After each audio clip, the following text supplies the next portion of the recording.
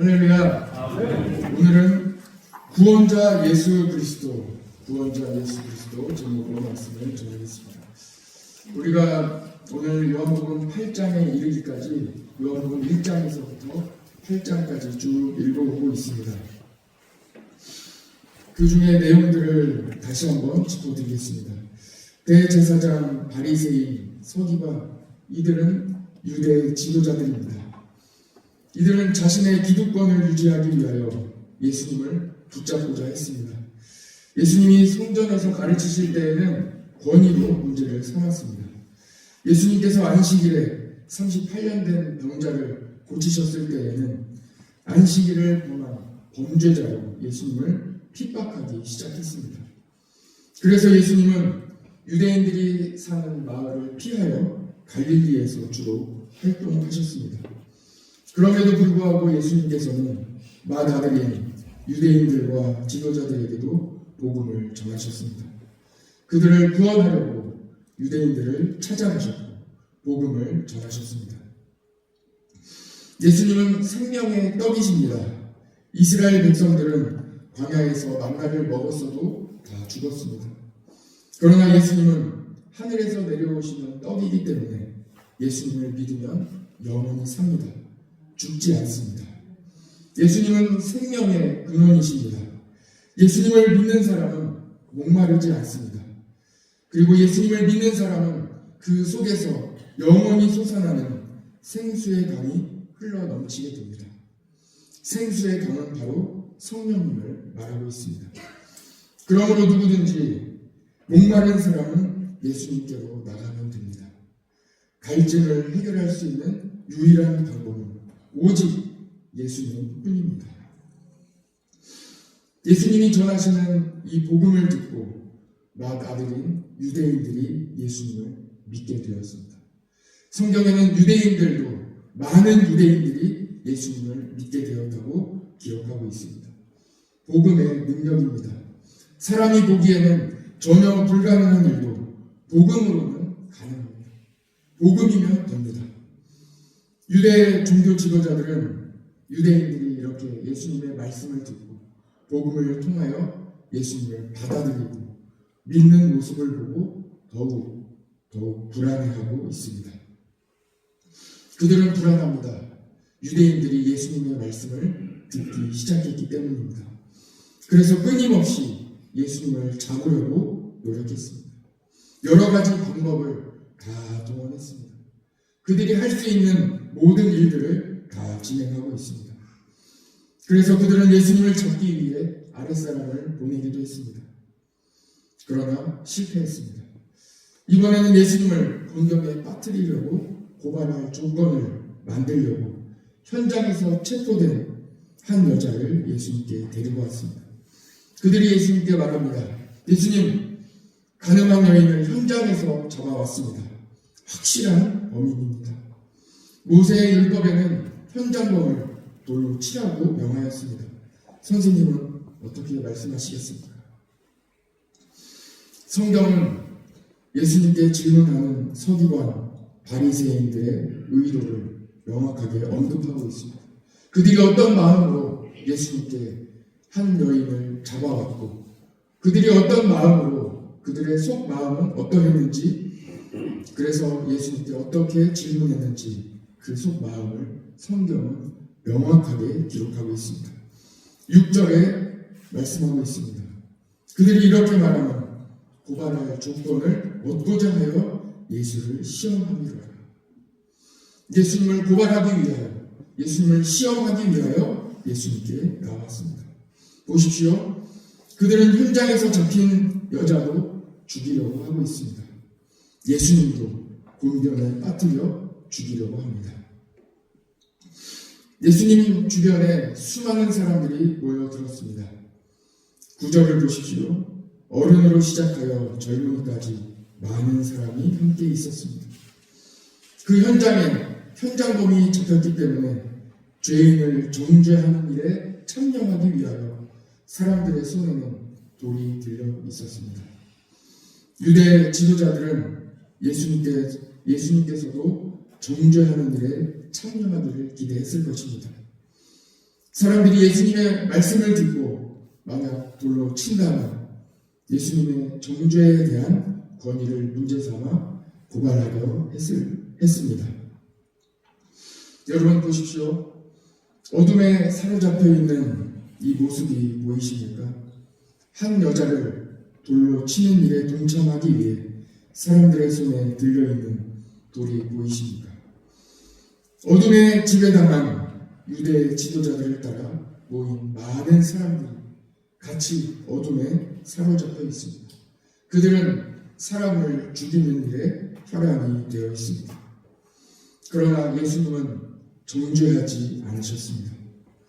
너희 중에 죄 없는 자가 먼저 돌로 치라 하고 말씀하시며 땅에 손가락으로 어떤 글씨를 쓰셨습니다.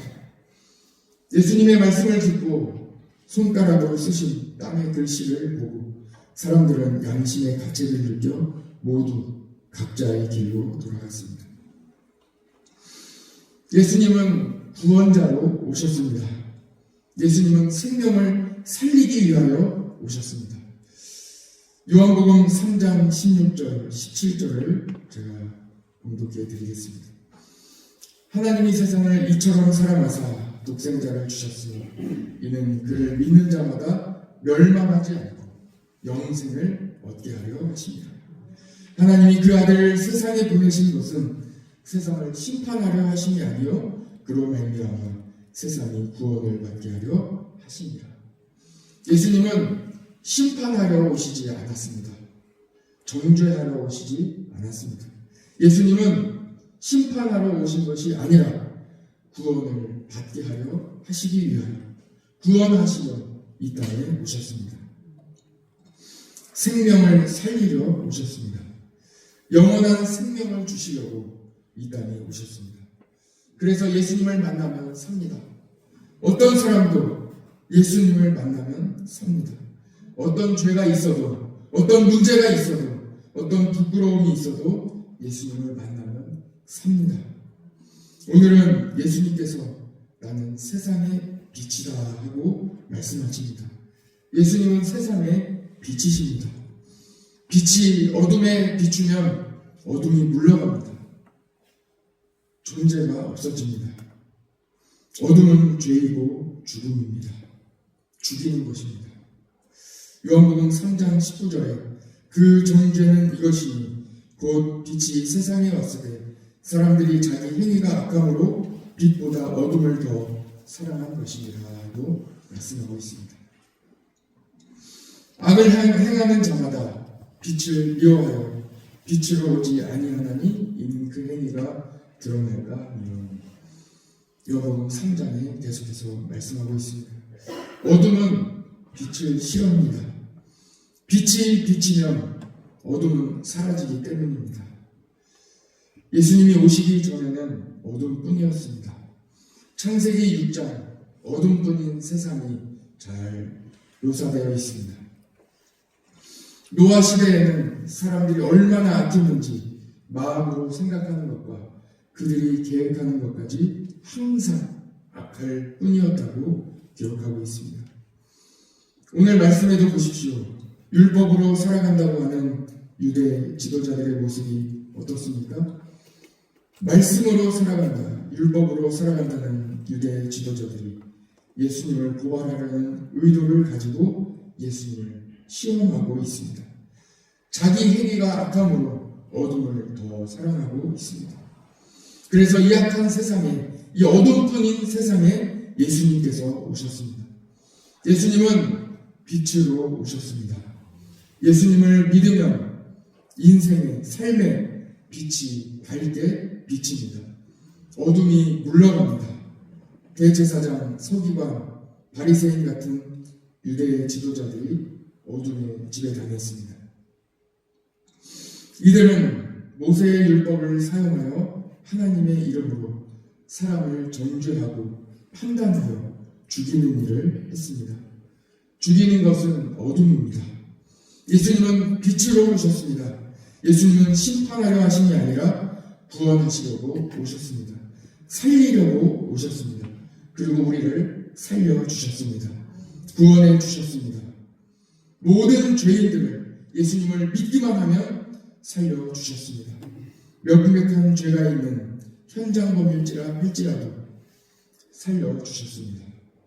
예수님 믿고 영원히 살 수 있는 기회를 주셨습니다. 예수님께서 말씀하십니다. 죄 없는 자가 돌로 치라. 오늘은 세 가지로 말씀을 정리하겠습니다. 첫 번째입니다. 우리는 죄인입니다. 우리를 살리기 위해 예수님께서 오셨습니다. 예수님을 믿음으로 우리는 구원받았습니다. 우리 모두는 죄인이지만 예수님께서 우리를 구원해 주셨습니다. 구원자 예수 그리스도, 예수님을 만나시기 바랍니다. 생명의 예수님, 살려주시는 예수님을 만나시기 바랍니다. 두 번째입니다. 죄 없는 자가 돌로 치십시오. 유대 지도자와 같이 남을 평가하고 정죄하는 죄를 범하지 맙시다. 심판은 하나님께 맡기십시오. 예수님께서 재림하실 때 심판하실 것입니다. 경솔하게 평가하고 정죄하고 판단하는 일을 하지 않기를 간절히 바랍니다. 세 번째입니다. 혹시 정죄를 받으셨습니까? 누가 여러분을 평가하고 판단합니까? 여러분들에 대해 이야기합니까? 여러분들을 평가하고 판단하는 것은 그 안에 있는 어둠의 존재입니다. 어둠에 함께 동조하며 지배당하지 마시기 바랍니다. 예수님이 빛으로 여러분을 밝게 비추어 주십니다. 우리는 어둠에 지배당하지 않습니다. 그러므로 여러분에게는 정죄함이 없습니다. 정죄함을 받으셨으니까 정죄함으로부터 자유하시기 바랍니다. 하나님 이외에 그 누구도 정죄할 수 없습니다. 갈라디아서 5장 1절을 문독해 드립니다. 그리스도께서 우리를 자유롭게 하려고 자유를 주셨으니 그러므로 굳건하게 서서 다시는 종의 멍에를 매지 말라. 예수님은 정죄하는 분이 아닙니다. 구원하시는 분입니다. 생명을 주시는 분입니다. 살려주시는 분입니다. 우리를 힘주시고 능력을 주시고 오늘도 새 생명을 허락해 주십니다. 예수님을 만나십시오. 예수님은 살려주십니다. 함께 기도하겠습니다.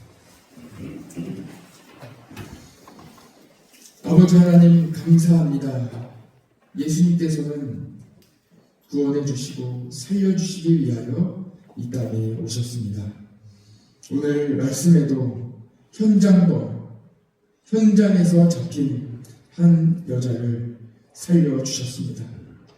그리고 어둠에 사로잡힌 모든 사람들에게도 돌을 내려놓고 죄 없는 자가 돌로 치라 말씀하시며 밝은 빛을 그 모든 사람들에게 비추어 주셨습니다. 모든 사람들이 정죄하고 사람을 죽이는 일에 온 일생을 바치며 모든 힘과 능력을 다 쏟고 있을 때에 예수님께서 오셔서 그 모든 어둠을 다 사라지게 하시고 오직 빛으로 비추어 주셨습니다. 하나님 아버지, 우리나라와 이 땅에 예수님의 빛이 간절히 필요한 때입니다. 주님, 우리나라의 빛을 밝게 비추어 주시옵소서. 하나님 아버지, 우리의 삶에, 우리의 가정에, 우리의 교회에 예수 그리스도의 빛이 밝게 비춰지기를 원합니다. 주님, 모든 어둠의 권세가 다 떠나게 하여 주시고 우리는 구원하러 오신 예수님을 만나게 하여 주옵소서. 예수님을 만나 우리의 모든 마음 가운데 있는 어둠의 영을 떠나게 하여 주시고 우리가 어둠에 사로잡히지 않게 하여 주시고 밝은 빛이신 예수님을 만나 예수님의 빛을 세상에 비출 수 있는 우리 모든 성도들 되게 하여 주옵소서. 어느 곳에 가든지 오늘 하루 어둠에 사로잡히지 않고 예수 그리스도의 빛으로 밝게 비추기를 원합니다. 주님 도와주시옵소서.